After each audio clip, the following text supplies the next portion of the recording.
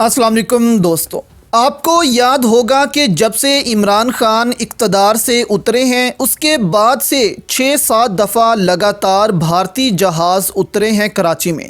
جہاز یہ پرائیویٹ ہوتے تھے جو بھارت سے بھی مسافر پکڑتے تھے اور پاکستان سے بھی۔ اب ان جہازوں کے بارے میں کہا جاتا ہے کہ یہ جہاز کراچی میں ریفیولنگ کے لیے اترے ہیں، لیکن اصل میں گیم کوئی اور چل رہی تھی اور زرداری مافیا سندھ کے لوگوں پر ڈاکہ ڈال رہا تھا۔ اب کچھ دن قبل یہ خبر سامنے آئی تھی کہ بھارت سے کراچی آئے طیارے میں مبینہ منی لانڈرنگ کا معاملہ سینٹ قائمہ کمیٹی میں بھی زیر بحث آیا۔ چیئرمین ہدایت اللہ کی زیر صدارت سینٹ قائمہ کمیٹی ایویشن کا اجلاس ہوا، جس میں 15 اگست کو بھارت سے چارٹر طیارے کی کراچی ایئرپورٹ لینڈنگ اور دبئی روانگی کا معاملہ زیر بحث ہوا۔ معاملے پر سینٹ کمیٹی تشکیل دے دی گئی۔ پی ٹی آئی سینیٹر اون عباس نے کہا کہ ہمیں خدشہ ہے بھارت سے آنے والے جہاز میں منی لانڈرنگ تو نہیں ہوئی۔ مڈی جی اے ایس ایف اور D G C A A نے منی لانڈرنگ کا الزام مسترد کر دیا تھا۔ انہوں نے کہا کہ بھارت سے آئے جہاز میں منی لانڈرنگ نہیں ہوئی، جہاز کے اسٹاف سمیت تمام مسافروں کو چیک کیا گیا تھا۔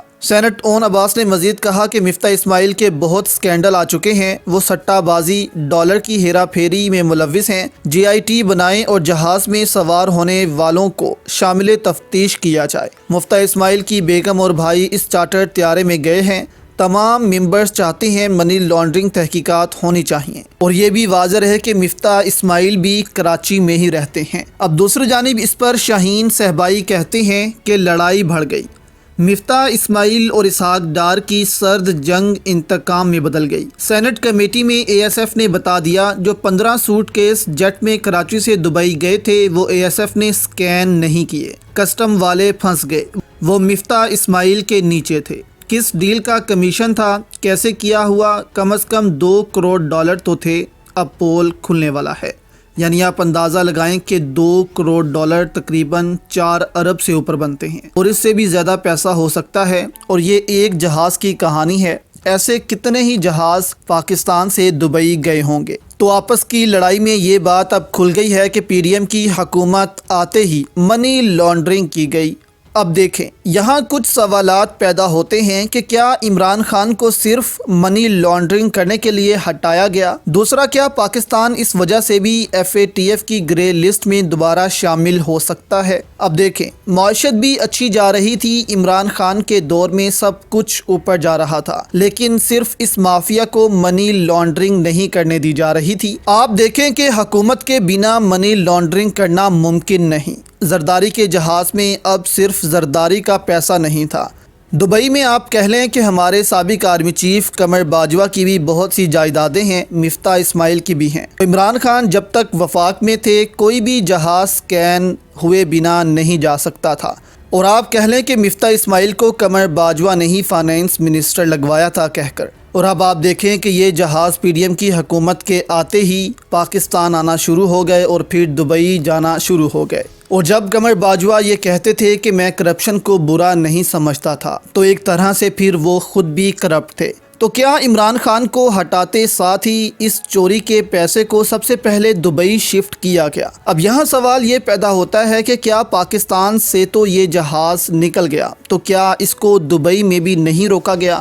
اس کے بعد آپ کو بتاتے ہیں کہ پاکستان کیسے ایف اے ٹی ایف کی گرے لسٹ میں بھی پھنس سکتا ہے۔ اب دیکھیں، لندن ہو، یورپ ہو، ایسے بہت سے ممالک ہیں جو چوری کے پیسے کو پروٹیکٹ کرتے ہیں، صرف اس لیے کہ ان کا ملک اور زیادہ امیر ہو جائے اور باہر سے پیسہ ان کے بینکوں میں آئے، بے شک وہ چوری کا ہو یا حلال کا، ان کو صرف اپنے بزنس سے لگاؤ ہوتا ہے۔ اور آپ دیکھیں کہ یو اے ای بھی اس وقت ایف اے ٹی ایف کی گرے لسٹ میں شامل ہے، وہ بھی اسی وجہ سے کہ وہاں سے بھی منی لانڈرنگ ہوتی ہے اور دوسرے ملک سے منی لانڈرنگ ہو کر پیسہ وہاں جاتا ہے، اس لیے یو اے ای کو بھی ایف اے ٹی ایف کی گرے لسٹ میں ڈالا گیا تھا۔ اور ایسے امیر ممالک کرپٹ مافیا کے لیے جنت ہوتے ہیں، وہاں ان پر کوئی ہاتھ نہیں ڈالتا، اور عربوں کے ساتھ ہمارے حکمران ویسے ہی بہت اچھے تعلقات رکھتے ہیں، جس وجہ سے پھر ان کو کوئی ان ممالک میں ہاتھ نہیں ڈالتا۔ اب ان کی اس وجہ سے پاکستان کو ایک دفعہ پھر سے خطرہ پیدا ہو گیا ہے ایف اے ٹی ایف کی گرے لسٹ میں جانے کا۔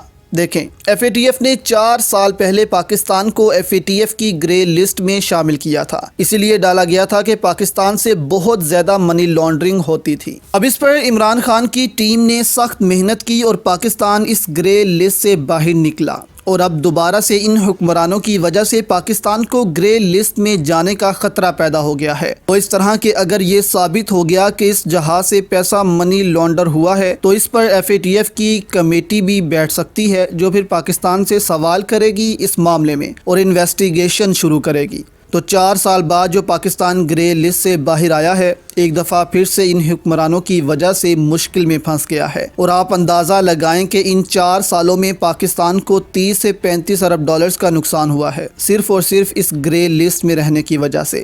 لیکن اس معاملے کو دبانے سے بہتر یہ ہے کہ ایک دفعہ اس پر کھل کر انویسٹیگیشن کی جائے، تاکہ اس معاملے کی جڑ تک پہنچا جائے کہ کیسے یہ مافیا اس ملک کو تباہ کر رہا ہے، اور پھر اس کو ہمیشہ کے لیے ختم کیا جائے۔ سخت سے سخت سزائیں دی جائیں اس مافیا کو، تاکہ پھر ان کی ہمت نہ پڑے کہ یہ پیسہ چوری کر کے دوسرے ملک لے جائیں، اور ان کو ڈر ہو کہ اگر یہ اس ملک سے بھاگ بھی گئے تو یہ بچ نہیں سکتے۔ اور یہ کام اس وقت صرف اور صرف عمران خان کر سکتے ہیں، کیونکہ عمران خان کے علاوہ اس ملک کا پورا مافیا ایک ساتھ اکٹھا ہوا ہے اور حکومت میں بیٹھا ہوا ہے۔